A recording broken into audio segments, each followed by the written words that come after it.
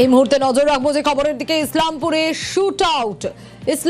Shoot আউটের খবর পাওয়া যাচ্ছে। প্রাথমিক স্কুলের প্রধান শিক্ষক গুলি করে খুন। ইসলামপুরে শুট আউটের খবর পাওয়া যাচ্ছে। প্রাথমিক স্কুলের প্রধান শিক্ষক গুলি করে খুন। জাতীয় সড়কে শিক্ষককে লক্ষ্য করে গুলি অভিযোগ এমনটাই, এবং হাসপাতালে নিয়ে যাওয়ার পথে তার মৃত্যু হয় বলে জানা যাচ্ছে। আরো একবার জানাবো, ইসলামপুরের শুট আউটের ঘটনা। প্রাথমিক স্কুলের প্রধান শিক্ষক, তাকে গুলি করে খুনের অভিযোগ, এবং জাতীয় সড়কে শিক্ষককে লক্ষ্য করে গুলি। শিলিগুড়ির হাসপাতালে নিয়ে যাওয়ার পথেই মৃত্যু। কিন্তু কে হামলা চালালো, কারা হামলা চালালো, স্বাভাবিকভাবে এই প্রশ্নগুলো উঠছে। শুট আউটের ঘটনায় একাধিক প্রশ্ন উঠতে শুরু করেছে ইতিমধ্যে। প্রাথমিক স্কুলের প্রধান শিক্ষক, তাকে লক্ষ্য করে কেন গুলি, কে বা কারা গুলি চালালো, তাদেরকে এই মুহূর্তে চিহ্নিত করা গেছে। চঞ্চল রয়েছে আমার সঙ্গে। চঞ্চল, যে বিষয়টা প্রথমেই জানতে চাইবো যে হামলার কারণ কি, কে বা কারা হামলা চালালো, সেগুলো কি জানা যাচ্ছে? এখনো পর্যন্ত তদন্তে কি উঠে আসছে, কিভাবে ঘটলো এই ঘটনা? দেখো, এখনো পর্যন্ত কিন্তু কি কারণে ওই শিক্ষককে গুলি করলো দুষ্কৃতীরা, তা এখনো পর্যন্ত কিন্তু স্পষ্ট জানা যায়নি। তবে ঘটনাস্থলে কিন্তু ইসলামপুর থানার উচ্চপদস্থ আধিকারিকরা যারা রয়েছে পুলিশের, তারা কিন্তু আসছেন এবং এসে সমস্ত বিষয় খতিয়ে দেখছেন যে কীভাবে ওই শিক্ষককে গুলি করলো এবং কেন গুলি করলো, এই সমস্ত বিষয় জানার চেষ্টা করছে। তবে জানিয়ে রাখি যে ইসলামপুরের যে শিক্ষক, এই শিক্ষক কিন্তু স্কুলে যাওয়ার পথে তাকে পিছন দিক দিয়ে বা সামনের দিক দিয়ে কেউ বা কারা গুলি করে পালিয়ে যায়। অর্থাৎ যে প্রত্যক্ষদর্শীরা রয়েছে তারা কিন্তু গুলির আওয়াজ যখন শুনে তখন কিন্তু বাইক নিয়ে দুজনকে যেতে দেখতে পেয়েছেন। তবে ওই শিক্ষক কিন্তু তখনই মাটিতে লুটিয়ে পড়ে রাস্তার উপরে। তারপরে স্থানীয় বাসিন্দারা তাকে ইসলামপুর মহকুমা হাসপাতালে নিয়ে যাওয়া হয় চিকিৎসার জন্য।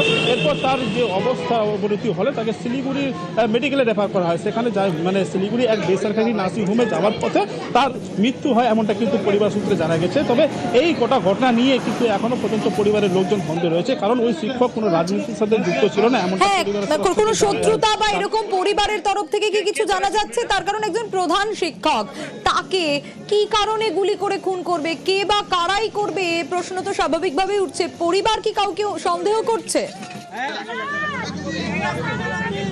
দেখো, এখনো পর্যন্ত কিন্তু পরিবারের তরফেও কিন্তু কোনো সন্দেহ বা কোনো শত্রুতার কথা কিন্তু উল্লেখ করেনি। তারা প্রত্যেকেই জানাচ্ছেন যে ওই শিক্ষক একদম নিরীহ ছিল, কারোর সাথে কোনো রকমের শত্রুতা ছিল না। তবে কেন তার উপরে হামলা করা হলো, কে বা কারা গুলি চালালো, তা কিন্তু এখনো পর্যন্ত ওই পরিবারের লোকজন কিন্তু বুঝে উঠতে পারছে না।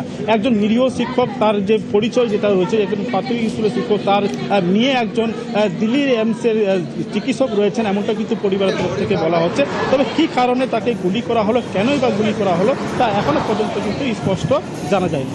বেশ,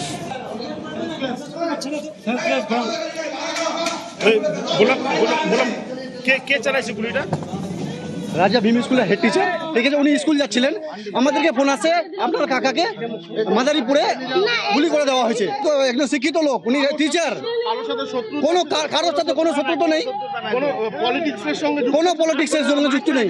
উনি স্যার, উনি একজন টিচার, শিক্ষিত লোক, ওনার সাথে কারো কোনো দুশ্মনী হবে? কেন মারতে পারে, কি মনে হয়? কেন মারতে পারে এটা তো কোনো কারণ না স্যার, মানে বুঝতে পারছি না ওনাকে কেন গুলি করা হলো। ওনার সঙ্গে কারো শত্রু মানে আমার সঙ্গে। ও আমাকে বললো আজকে হাতি স্কুল আছে, 9টায় ছেড়ে দিব। তারপরে যাওয়ার সঙ্গে সঙ্গে 10 মিনিটের মধ্যে আমাকে খবর করে বলছে ওখানকার আশেপাশের লোক বলছে যে উনি গুলি করে দিয়েছে উনাকে। তারপরে বিশ্বাস হচ্ছে না। তারপরে আমার হাজবেন্ড বলছে আমাকে গুলি করে দিয়েছে। আমি বলছি উনি একাই ছিল বাইকে, আমি তো বলতে পারছি না। উনি তো মাটির মানুষ, উনি তো কারোর সঙ্গে কোনো ঝামেলা নাই।